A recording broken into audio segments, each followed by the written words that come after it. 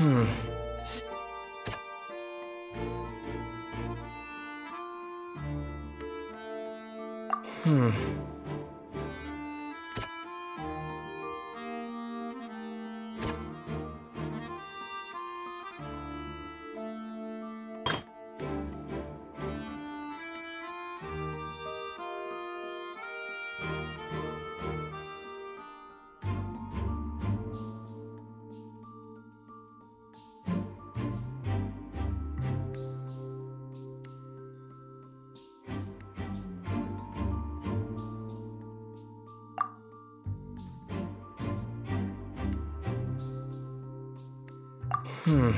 S-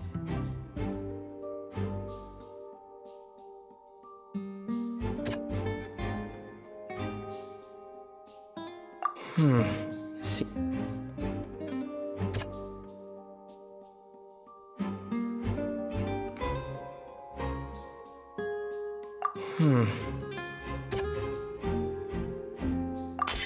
The strange sound wasn't from a fight. It was Lilianne's attempt to break out when she was frightened.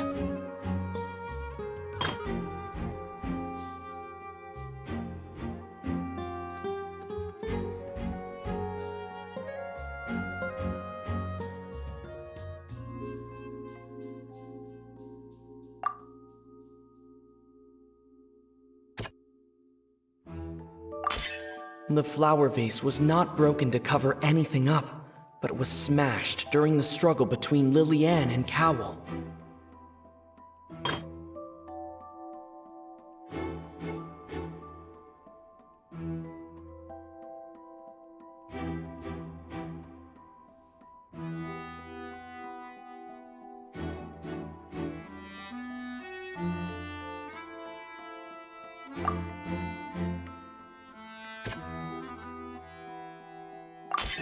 Lilianne was afraid that she would be recognized if she left, so she changed clothes and hid, biding her time. Just what one might expect of an experienced thief. And it's Ace Detective Paimon time! Having been selected out of the blue, Lilianne panicked. Her panic only intensified after she entered the tunnel and had water poured on her head. So she kicked the door open, producing the thud we all heard. Hearing the commotion, Cowell leapt into the tunnel, only to discover that Lilianne had not dissolved. He did not know that Lilianne was not from Fontaine, but was a thief who made her way in by stealing a ticket. Mistakenly believing that the water from the primordial sea needed time to take effect, he tried to force Lilianne back into the box. The two broke the flower vase during the struggle, but Lilianne came out on top, knocking Cowell out and putting him in the box. With no way of escaping, she changed her clothes and hid in the costume trunk until the performance ended.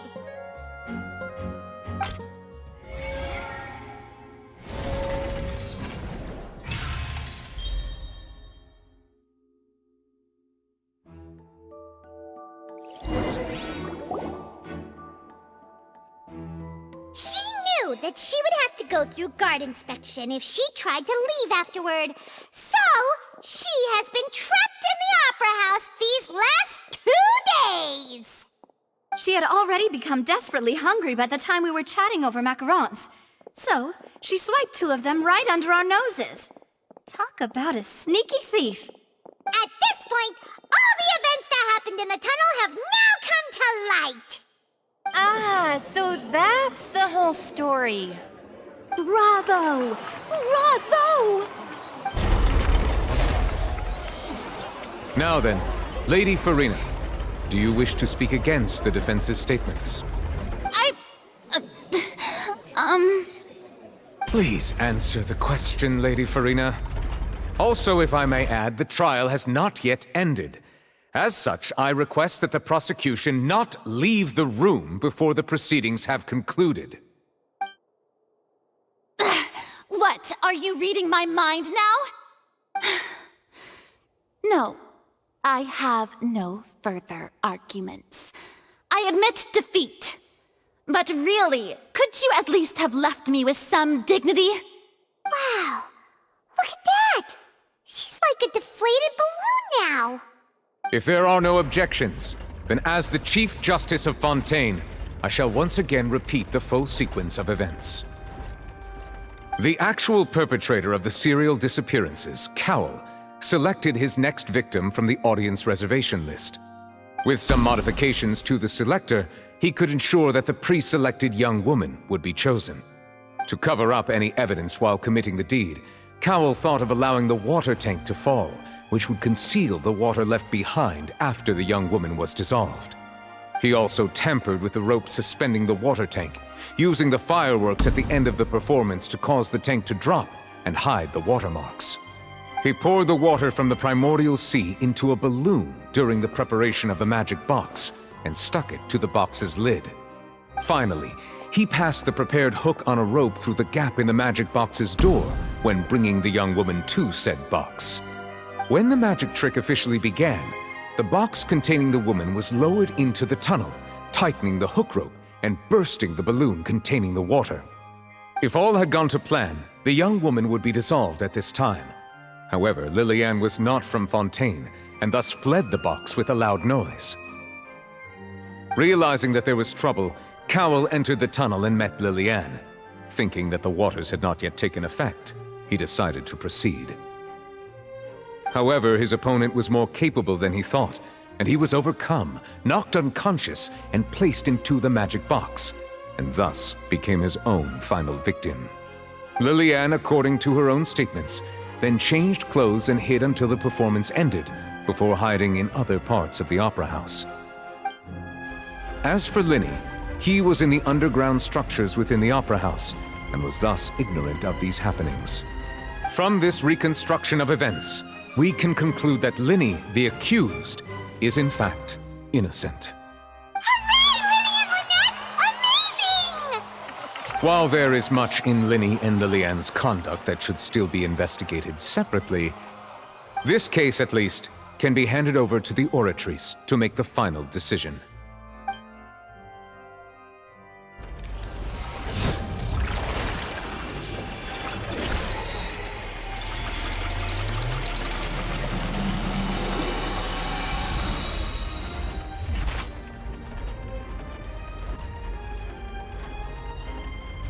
As such, Linny and Lynette are officially declared not guilty.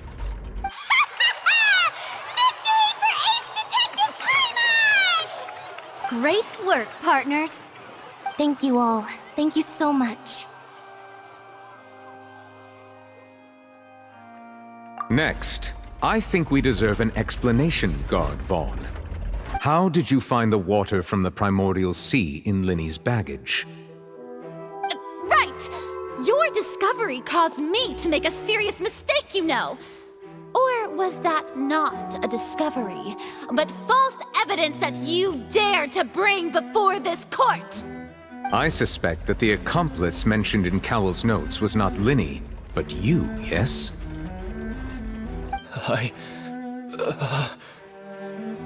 I'm sure you know what you must do to lessen your sentence.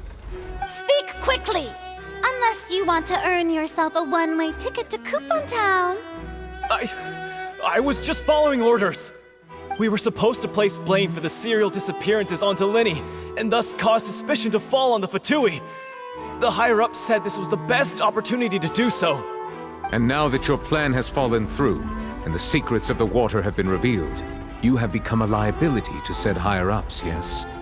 Therefore, you would be wise to tell everything you know, and seek the protection of the guards. Yes, I'll tell you everything I know. Our boss discovered that the water can cause people to dissolve. It can also be made into a potion, which when extremely diluted, can cause people to experience unforgettable exhilaration.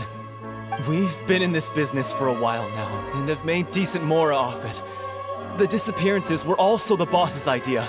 I mean, this is the boss we're talking about.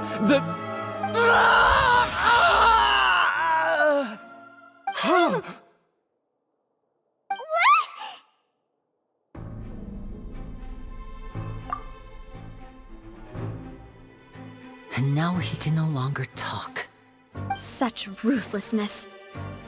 I shouldn't have expected any less of them. An outrageous act. All present, please submit to inspection immediately.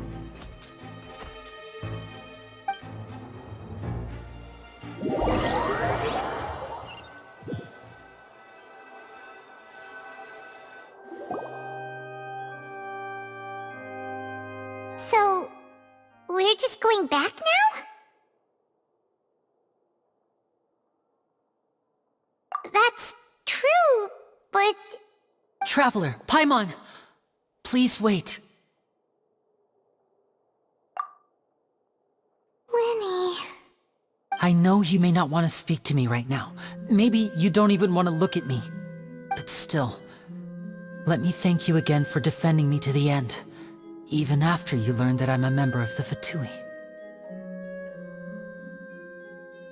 I guess. But regardless, I'd like the opportunity to set things straight. I didn't approach you with any ulterior motives or ill intent. I've spoken to you as myself, just plain Linny this entire time. As for why I'm a Fatus, it's because the goals of the House of the Hearth align with those of an orphan like me. That's all. That was how Father, who you might know as the Knave, approached recruiting us back then too. The Knave? The one who controls the House of the Hearth? She's your father? That's right. And since we're here, I was wondering, would you mind hearing a story? It's about my past. Back when our parents first died, Lynette and I were left wandering the streets. To survive, I took to surreptitiously observing an older street performer who did magic. It took me several days to figure out how he pulled off his amazing tricks. I took my sister through several streets until we found a crowded corner, and we began to perform magic tricks there. To my surprise, we proved to be pretty popular, and we could at least stop worrying about where our next meal would come from for a time. But I didn't want my sister to remain a street rat together with me forever. Before long, an aristocrat came to me and claimed that he wished to take us in after watching my performances. So you went from orphans to nobility just like that?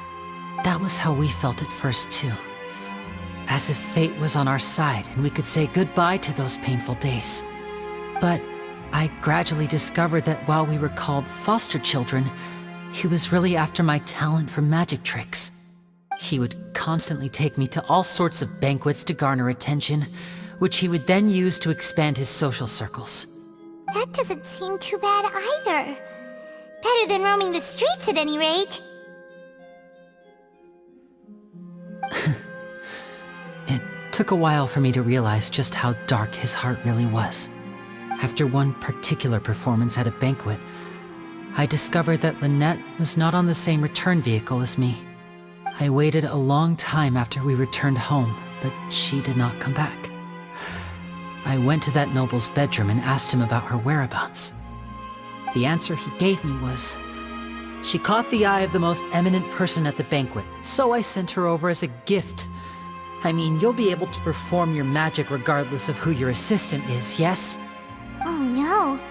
So he was gonna... But wouldn't Fontaine's laws deal with such people?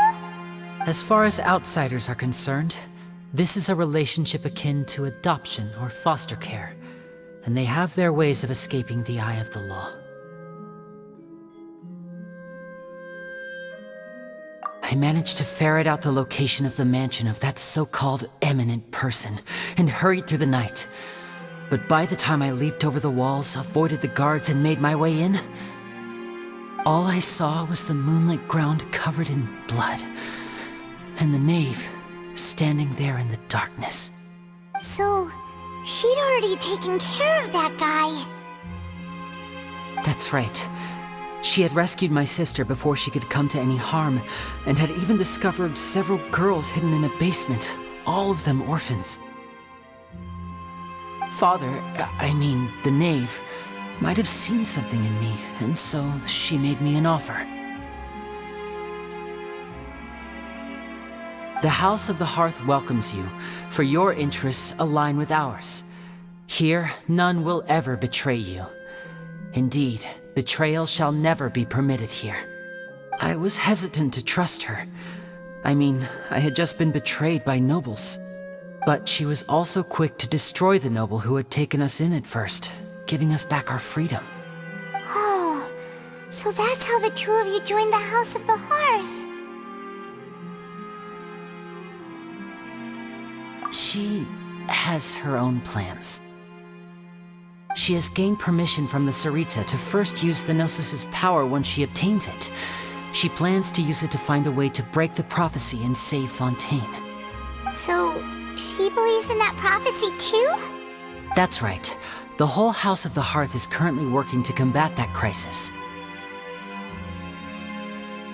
Today's case has also proven that people from Fontaine can indeed dissolve into some sort of water, thus further supporting the prophecy. All of us house members here, Lady Arlecchino herself included, are from Fontaine.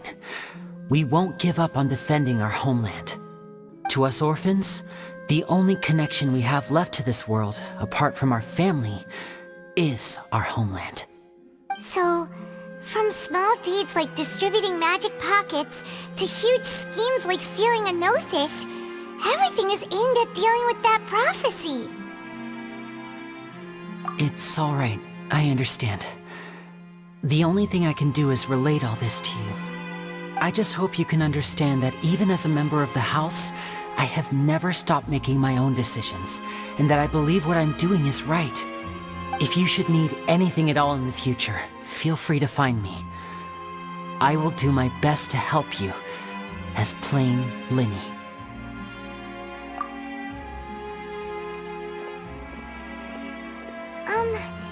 Bye, Linny!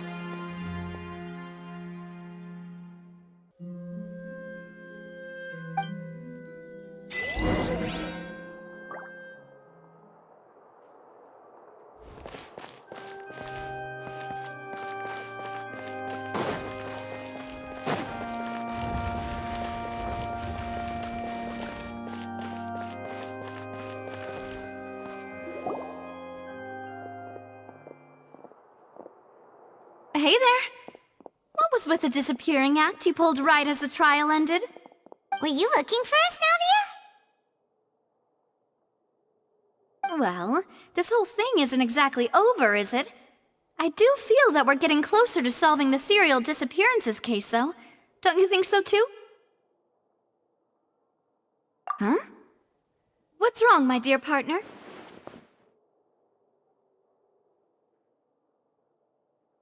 Besides, are you sure we're the ones who can crack a case that's been cold for decades now? And given that there's new evidence from the trial, there should be a trail of breadcrumbs for the Hydro Archon's people to follow now, right? Ah. I see. Well, I won't lie. I'm a little shocked to hear that from you. But I suppose you are just travelers who have only arrived in Fontaine after all. Sorry. I might have been too presumptuous. Don't say that, Navia. Ah, and we were having so much fun investigating with you, too.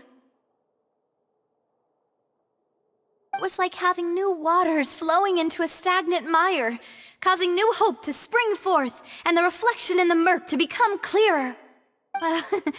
Sorry about that. I'm a bit prone to nostalgia. Don't mind me. Wait, shall we have a farewell meal? You know, to commemorate our time as partners? Huh? Do we really need to get that formal? Well, guess you really did treat us as partners, huh? Well, I'd just like to have a proper ending to every important memory. That way there are no regrets later. Anyway, it would just be a meal, so it shouldn't take up too much of your time. You don't have to twist Paimon's arm. If Boss Navia's treating, count Paimon in! Oh, wonderful. In that case, why don't we return to the court of Fontaine and head to the Hotel de Boer? I believe we'll make it just in time for dinner. All right then,